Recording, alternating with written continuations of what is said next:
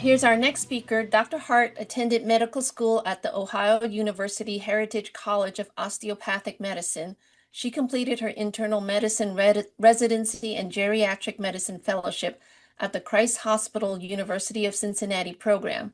With a long-standing interest in geriatric medicine, she is trained in various aspects of care for older adults, including dementia care, hospital care, geriatric primary care, post-acute geriatric rehabilitation, and long-term care medicine. Dr. Hart is now part of the Norton Neuroscience Institute Memory Center, where she cares for patients with Alzheimer's disease and other memory disorders. Please welcome Dr. Hart. Hey, thank you so much, Boy. And thank you all so much for sticking it out to the end. Our last presentation is going to be on the multidisciplinary team approach to dementia care.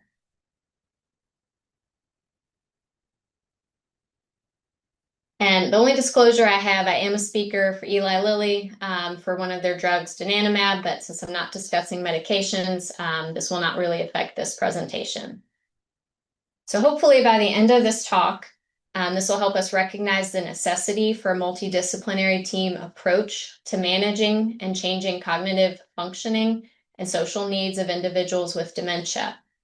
It'll help us identify the members of our multidisciplinary team involved in dementia care, and also determine when and how to utilize the members of this team. So as we've probably heard a lot today, dementia is a clinical syndrome that has widespread progressive deterioration of cognitive abilities and normal daily functioning. And these cognitive and behavioral impairments pose challenges not just to our patients, but also to their care partners. And dementia places a tremendous burden, not only on the individuals with dementia, but also on society. And early detection and management can help prevent overuse of healthcare resources, but it also helps individuals and their care team members prepare for their futures.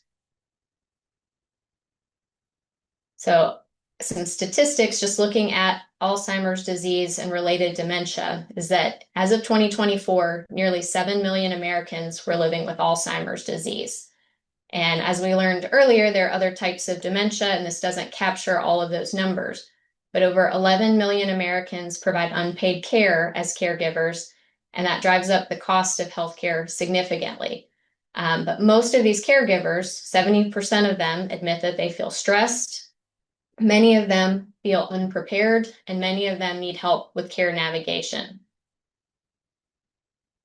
And it's also important to think about dementia as not just memory loss. Dementia affects a lot of things in cognition, including difficulty with familiar tasks, so remembering to take medicines, to show up to doctor's appointments, confusion with time or place, again, remembering to show up on time, decrease in judgment skills, so recognizing when we need to stop driving, and also challenges in communication, both trouble writing and trouble speaking, and that communication change often is driving changes with behaviors and changes in personality traits.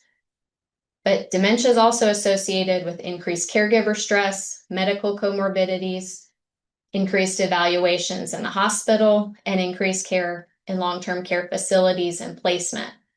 And it increases healthcare costs. But the best practice in dementia care really is patient-centered and a collaborative care across multiple disciplines. And that multidisciplinary approach can look very different depending on your location. Some people, all of the multidisciplinary team will fall under the same umbrella as far as the same office space or the same discipline. Maybe an office will have a patient caregiver dyad working directly with a care team navigator, and that's the go-between between our physicians, our community resources, and our other team members like social work and pharmacy. But most of us will probably work in a potential care team where people are in various locations, various offices, and we're probably referring across these disciplines in different locations. But the care team might include a psychiatrist, a pharmacist, a social worker, an RN nurse navigator, physical therapy, occupational therapy, a home health aide. There may be a psychologist, there may be a neuropsychologist. There may be people like activities coordinators at places like adult day centers. And if we think about what person-centered focus means is, again, we're thinking about this individual that has a cognitive impairment, but that cognitive impairment creates a disease that also affects their emotion, their social interactions, and also their ability to interact in the community. And so we think about a team approach not just means that, or doesn't just mean that a patient will receive medical management, but also that there will be team members that can help identify resources, education, support for caregivers. There can be people that will help manage some of the dementia-related behaviors and really work on figuring out a way to transition and coordinate services across locations. So to walk through some of these multidisciplinary approaches, we'll look at some patient cases. And our first case is a 79-year-old man who comes to the clinic with his wife for memory loss. He's a retired high school teacher. He has a master's degree in education. And since his retirement, he spent the last 10 years teaching theology for teenagers and adults at his church. But in the past year, teaching has become very difficult, and he made the painful decision to stop teaching the Bible study class. He identifies that he couldn't keep up with developing a lesson plan, and he would come to class being unable to recall the previous week's lesson. His wife has noticed he's less social, becoming more withdrawn. He's less confident in driving directions, often asking her for help on where to turn. He's managed their household finances for more than 50 years of their marriage, but this year he asked her to take it over because I just can't balance the checkbook anymore. So this patient has his cognitive screening. His MoCA is a 21. He has an MRI brain scan with some mild atrophy, but otherwise unremarkable. He does do a blood-based biomarker test, and it's positive for amyloid and tau, and he's diagnosed with the early stage of Alzheimer's disease. And he is very specific that he has a goal to maintain his level of health, cognition, and independence, specifically his independence, for as long as possible. He does start treatment with the memory-enhancing medication, but he also asks about, are there other services or anything else I can do if my goal is maintaining independence? And this is the type of patient that is ideal for cognitive rehab. And cognitive rehab is generally done in combination with our occupational and speech therapists, but their focus is on improving skills in memory, attention, problem solving, and executive function. And although cognitive rehab can't reverse the cognitive changes that happen with dementia, they can help in their performance, they can help with building routines, they can help with building structures, and they can help with getting back into maintaining levels of independence through that. But they provide services both individualized for patient-specific, group therapy session. They can do training with activities of daily living. They can also assist with technology training. There are a lot of tools and devices that are available that could help support cognitive abilities, but they're the ones that really can help patients understand how to use them and train them. And they also provide a lot of education and counseling, providing information about dementia, but also management techniques for their care partners. And they work on basic cognitive skills, daily functional abilities. They also help with social and vocational skills. Sometimes that's trying to improve social interaction, communication, and really trying to reintegrate them into group settings. And they also work on community integration. And many services focus on helping individuals re-engage in community activities or social interactions. And this is really important to try to help foster a sense of purpose and fulfillment. And speech and occupational therapy can happen in a number of places. It's often done as an outpatient. There are also therapists that work in the home as well, and it can take many different forms. And then our second patient is a 66-year-old woman who's been followed in our clinic for the past 2 years for worsening memory.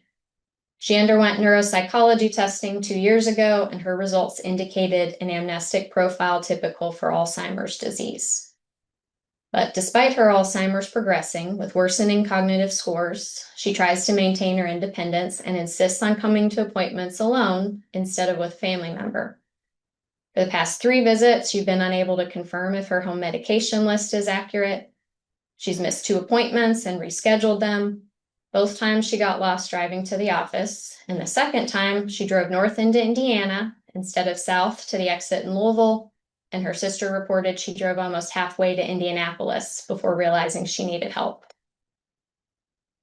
So obviously there are multiple concerns with her care. We want to know about medication compliance, what is the family involvement, but specifically about her driving ability.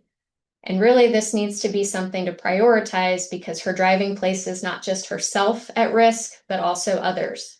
Her driving needs to be assessed for safety, and there needs to be a determination if she can still be fit to drive.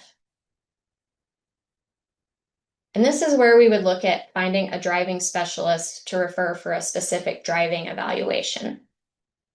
Most of our driving specialists are going to fall under occupational therapy, and they have specific training to do driving safety assessments. But the goal is to try to identify a patient's strengths and any changes in vision, physical ability, and/or cognition that could pose a risk for driving safety. They want to recommend ways to strengthen their skills and compensate for weakness. They want to prioritize a goal to continue driving if that's still safe, but also recommend a reasonable plan to stop driving if the changes in skills and abilities are too severe, placing them or the community in a harm's way. And they also try to remain focused on transportation and continuing participation in the community. So often these individuals can help people find alternative modes of transportation if driving cessation is recommended. So a driving evaluation takes 2 to 3 hours to complete. It is conducted one-on-one with a driver and an OT. And it involves a clinical evaluation that looks at cognitive, visual, and physical assessments. They do an on-the-road test where they drive in a driving instructor's vehicle, and the passenger has a steering wheel and a passenger side brake. And they always involve oral feedback and/or a written report where there are results and a plan. So meaning circumstances where someone could potentially continue to drive or would they need to stop driving. And then driving evaluations will often have 4 different outcomes. Either continue to drive as you are, continue to drive with limitations. That could be avoiding highways or nighttime driving. Do they need to have adaptive equipment to modify the car for safety? Adding a steering device, a hand control gas or brake adjustment. They also assess, is the car a good fit for a person? Is it easy to get in and get out? Is there good visibility, and does it have appropriate safety features? They also identify, is there a need for driving rehab? Is there something like a driving simulator or other course that they could complete that may improve driving skills? And then they also identify when driving cessation is needed. And then it is important to know when people do a formal driving assessment that report can be sent to the state. Different states have different regulations on reporting. It is not mandatory in the state of Kentucky where we are, but our driving evaluations do go to the transportation cabinet, and they can be used to request license to be revoked. It's also important to know that if someone, especially with a type of dementia, is sent for a driving assessment and they do pass, dementia is a progressive degenerative disease. We expect things to worsen. So just because driving is safe now does not mean it's always going to be safe. And really, it's recommended at least in 12 to 18 months to repeat a driving assessment to make sure that someone is still safe and fit to drive. And how to find a driving specialist. The nice thing is that the American Occupational Therapy Association, or the AOTA, has a website with a specific driver search. So when you go to the driving website that's listed here, you can enter your zip code, you can enter your city and state, and then it will show you your local agencies that will do driving assessment. So the 3 on the left is what would come out of this website, and these are the 3 we have available in Louisville. So then we'll look at our third case, and this is a 73-year-old woman who presents to the clinic with a chief complaint of hallucinations. Her husband reports that she's had both auditory and visual hallucinations for the past 5 months. She hears people talking and she hears them planning her death. She has seen a woman floating above the snow, walking two dogs. She's called the sheriff twice to investigate, and no one has been seen. She's taken her gun outside to investigate and been unable to find anyone. And her husband tries to tell her these aren't real, but she just gets angry with him. She's very argumentative and stays frustrated. Their daughter also provides a history of recent decline in her executive function. She recently found two of her mother's pill bottles that expired 3 months ago and couldn't find any other medication bottles in the house. She knows someone at their bank, and this person recently called her to ask if her mother was having some kind of trouble. She's had an overdraft fee on her account for the past 3 months, and this is very unlike her. So her medical evaluation includes a cognitive screening test. She has a MoCA of 16. Her MRI scan shows some mild microangiopathy, but no other disease. And she also underwent cerebral spinal fluid biomarkers, and she tested positive for Alzheimer's disease. So in addition to being started on a medication for memory, she's also started on quetiapine, 25 milligrams twice daily, and she's titrated to an increasing dose over the next 6 weeks. However, her hallucinations remain unchanged. And so in this case, when we think about who else might be a part of her treatment plan or what other consultation service might we consider, this is the person that we would want to involve psychiatry with. And psychiatrists, especially those who have training in geriatric psychiatry, do have training in dementia care, and they offer a specific or unique skill set. Their training includes identifying and managing not just the neurologic or memory symptoms of dementia, but neuropsychiatric symptoms. And they do have expertise in medication management, which means selecting the appropriate medications to treat specific symptoms. And they also often have expertise in what's considered non-medication management. And those are going to be things like communication tips, educating a family or caregiver, how do we modify the environment, and also training them in using techniques like distraction and redirection. And so neuropsychiatric symptoms are really what we call behavioral and psychological symptoms of dementia. And up to 97% of people experience these symptoms at some point while living with dementia. The presence of these symptoms change throughout the course of their disease, and it varies based on the stage. So somebody who has an early stage of dementia where they have quite a bit of awareness of their deficits, they often are going to be the ones who are more frustrated, maybe more fearful, maybe more anxious. They recognize their deficits, they may be more depressed. Versus someone who has a later stage, maybe moderately severe or severe dementia, really the primary symptom of behavior is going to be apathy, that loss of motivation or that loss of ability to perform tasks or really identifying a need to do so. And these behavioral disturbances, we need to recognize them because they are associated with greater functional impairments. They often lead to rates going up for hospital stays and transitioning to long-term care facilities. Often they have faster rates of dementia progression, always have greater caregiver stress, and often these patients have higher risks of death as well. And it is important to know that pharmacologic treatment of these neuropsychiatric symptoms has been shown through multiple studies that there is limited efficacy with our medications. And medicine should really be used only after non-pharmacologic interventions have been implemented. So we want to think about treating behaviors with targeted pharmacotherapy if the behavior is unresponsive to attempts at this non-pharmacologic management. Maybe we have people that we can work on educating families on distracting them, finding a way to redirect when they want to pack and go home every night.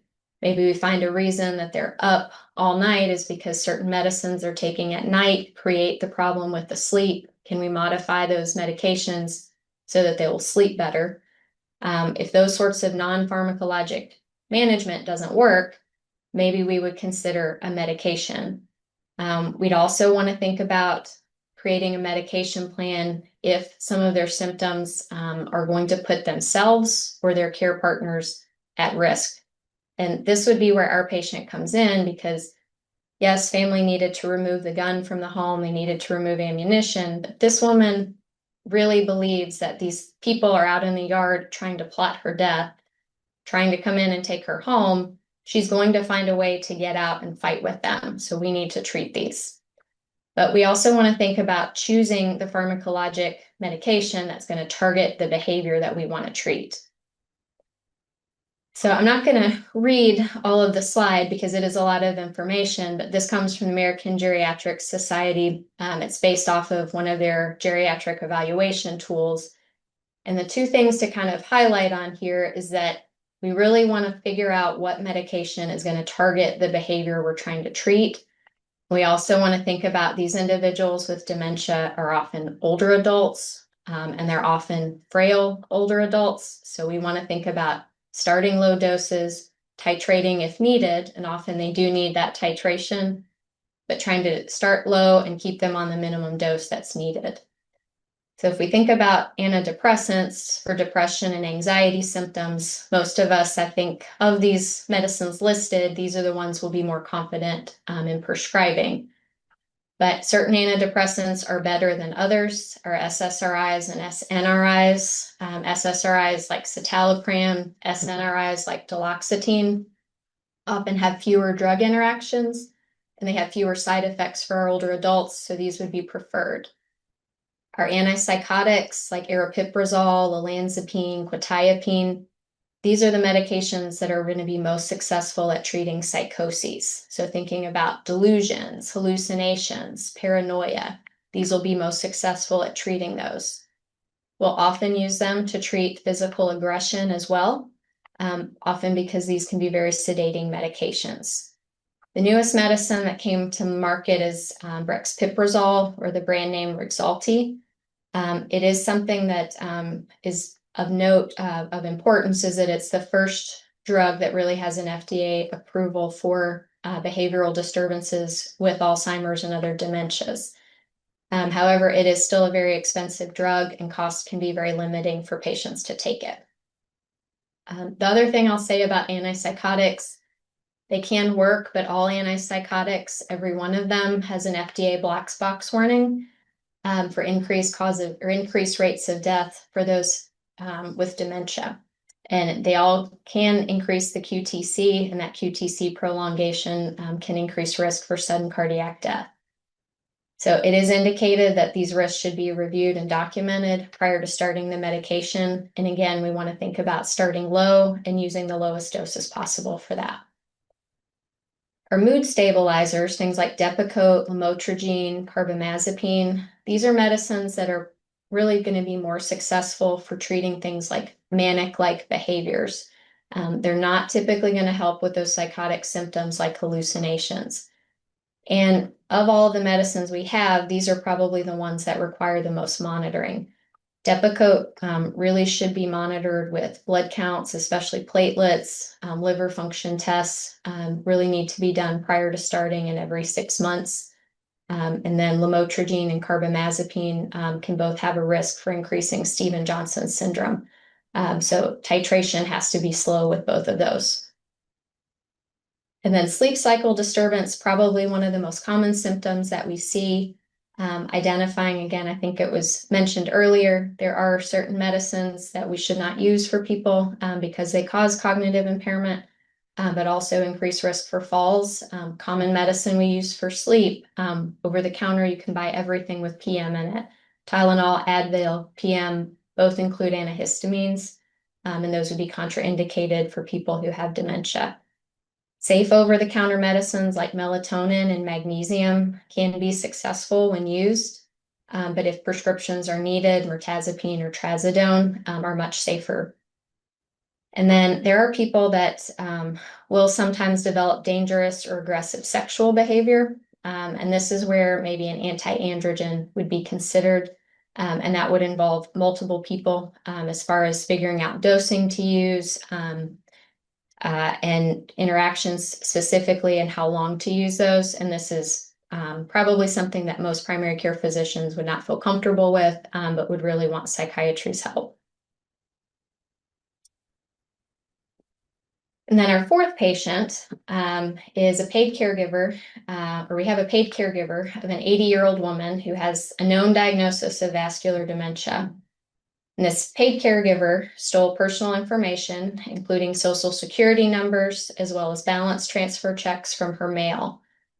Her caregiver wrote the checks to herself, which meant that she took out a fraudulent loan for thousands of dollars against this woman's credit card limit. And the unusual charges led her son to check her credit report.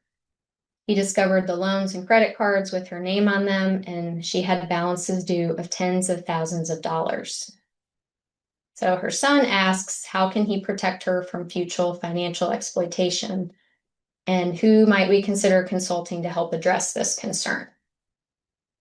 And this is where ideally you would work with a social worker, and our social workers can help identify where the patient and their care partner can report the scam. In certain situations, there may be the ability to maybe stop transfer of money.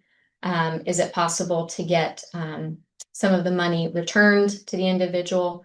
Often, if we can identify where the reporting needs to happen, that's the only way that's going to be determined. But social work can also help educate a caregiver on how to provide practical assistance for someone with dementia. And they can also direct them on how to appoint a legal decision maker or a power of attorney. And really, again, thinking about dementia is more than memory loss, that difficulty completing familiar tasks, following directions, keeping up or having confusion with time really makes managing finances difficult. So things like educating family members on doing online banking, making bill pay automatic, creating joint bank accounts so a family member can monitor how much spending happens, if there's any ability to set spend limits per day. They can provide overdraft protection, and they can also identify when living trusts might be helpful to use for patients. And probably of the most important things that they can really help a patient understand, or a patient family understand, but also execute, is establishing a power of attorney. And a financial power of attorney is the legal representative that can manage the person's affairs. Often that can be something that there can be a lot of family dynamics involved in that, especially if there are multiple people that could potentially be caregivers, many children, maybe a second marriage, and it's stepchildren that would be helping to manage the finances. But often our social workers can help navigate those dynamics, but then they also can help identify where a patient can complete things like powers of attorney, meaning referrals to elder law attorneys, developing a plan for long-term care needs, and trying to identify how long-term care may be paid for, but also identifying ways that they need to start Medicaid planning. And then our last case, our patient number 5, is an 86-year-old man who was recently diagnosed with Alzheimer's disease. He lives with his 85-year-old wife, who's also physically frail and has multiple medical comorbidities. Their only daughter lives locally, but she still works full-time. She has multiple questions about possible care options, including things like in-home care, transportation, adult day programs, assistance for her mom, and she asks you where those resources are and how can she access them. And I will say there are a lot of community resources available for people, and there's often not an easy way to identify all of the resources that are available. This is not something that we typically get trained in medicine, and sometimes it involves some searching.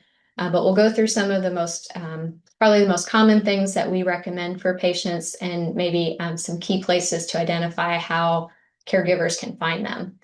But big resources to look at: the Alzheimer's Association. Each state has an area agency on aging, and they have websites that will identify specific offices for your area. Adult day programs. Most cities will have some form of an adult day program where individuals can come. There will be caregivers there who have some training in dementia, caregiving in programming, activities, things to keep them busy. But it's also a way that they will have transportation and a way for respite care during the day with family members.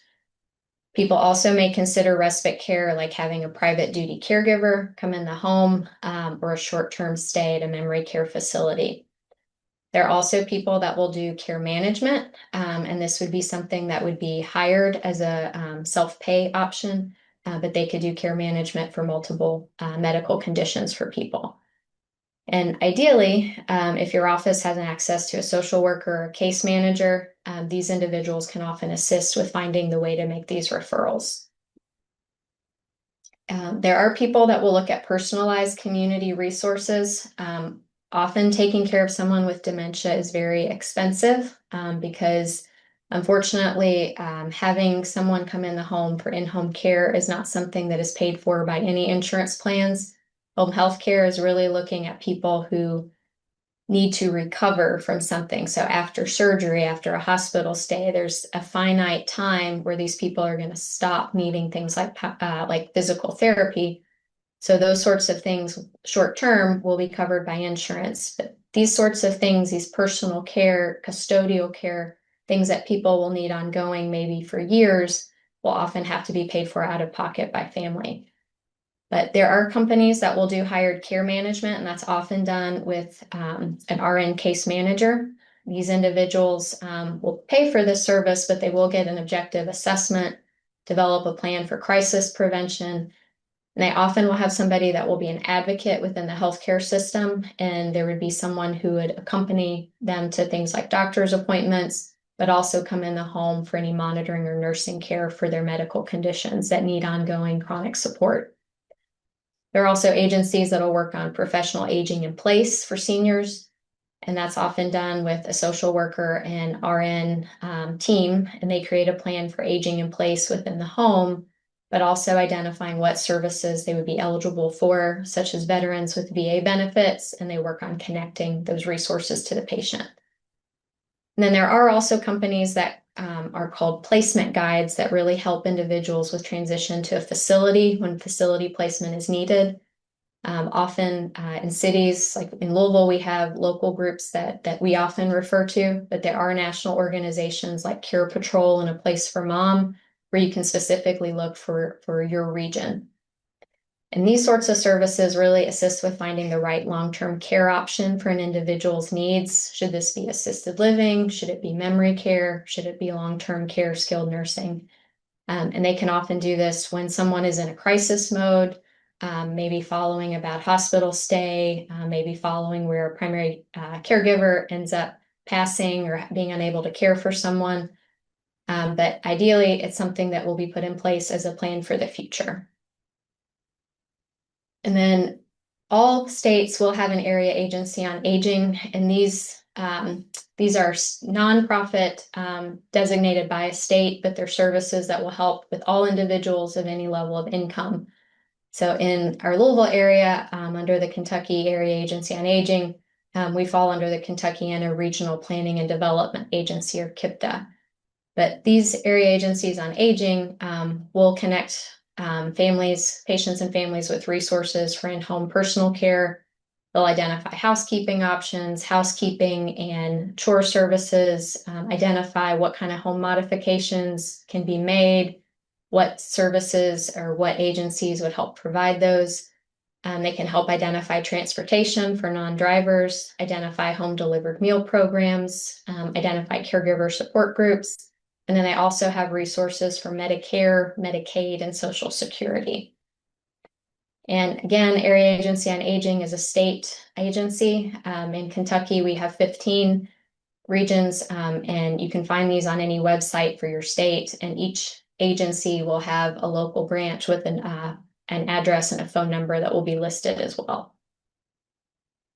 And then the last two resources are something you can identify or can look and use for any patient, regardless of what state or what area you're in.